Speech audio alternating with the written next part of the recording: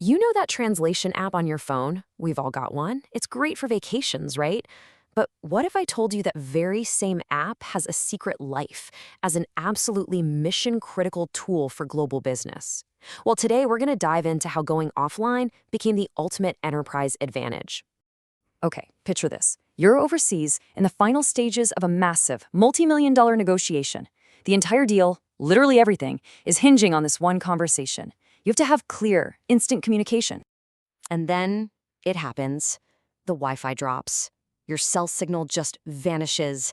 And just like that, the conversation grinds to a dead stop. That one moment of disconnection, it's not just awkward, you know? It could mean a lost deal, a seriously damaged reputation, maybe even a huge financial hit. So the real question you have to ask is, how vulnerable is your own team to that exact scenario? See, the reality of doing business across the globe is that relying on the cloud creates these massive vulnerabilities. You could be in a crucial meeting and suddenly hit a dead zone. Or maybe you're just racking up thousands and thousands in roaming fees. And what about that annoying lag in translation that just kills the flow of a conversation? For industries like fintech, it gets even scarier.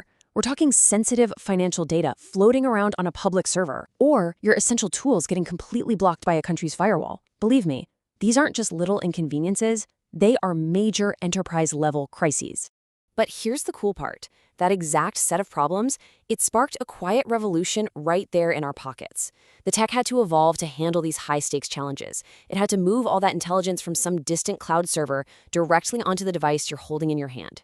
So let's just take a quick look at how we got here. Before 2018, any offline translation you had was, let's be honest, basically a clunky digital phrasebook. But 2018, that was the turning point. That's when neural machine translation, we'll call it NMT, finally arrived on our devices. And that was a huge, huge leap. Fast forward to 2023, and the number of offline languages just exploded. And now, looking ahead to 2026, we're walking right into an era of hyper-personalized AI that runs completely on your device, learning your specific vocabulary and needs. So what exactly is this NMT that changed everything? Well, it's an AI-powered approach, and it is incredibly smart. Instead of just translating word by word by word, which always leads to those awkward, sometimes nonsensical results, NMT looks at the entire sentence. It understands the context, the nuance, the flow. That right there is the secret sauce. And this is what really busts that old myth that offline translation is just no good. The old way, the word-for-word way, was a recipe for disaster and misunderstanding. But the new NMT-powered way, it's fluid, it's accurate. Honestly, for most business talks, you can't even tell the difference between it and a live cloud connection anymore. So here's the most important point. What does this huge technological leap actually mean for your business? Well, it means you can turn all those scary cloud-based vulnerabilities into a powerful offline advantage. Let's actually look at the numbers. 100%. That's the operational uptime that teams are reporting when they use pre-downloaded language packs in regions with heavy internet censorship. Think about that. While your competitors are completely cut off, your team is still talking, still negotiating, and still closing those deals. 60%. That is the number of product managers in fintech who are now demanding zero cloud app policies on company devices. And why? Because on-device processing is the only way they can guarantee that their sensitive financial data and intellectual property stays completely private and secure. And how about 40%? That's the average savings on travel tech budgets for companies that decide to go with an offline-first strategy. When you get rid of those massive international data roaming bills, the savings are immediate, and they're substantial. And look, this isn't just me saying this. A cybersecurity analyst from the Wall Street Journal's Technology Review put it perfectly. They said on-device NMT is fundamentally about security. It makes sure your most sensitive conversations stay right where they belong, in the room. This chart really sums it all up, doesn't it? With the cloud, you're always vulnerable on public Wi-Fi.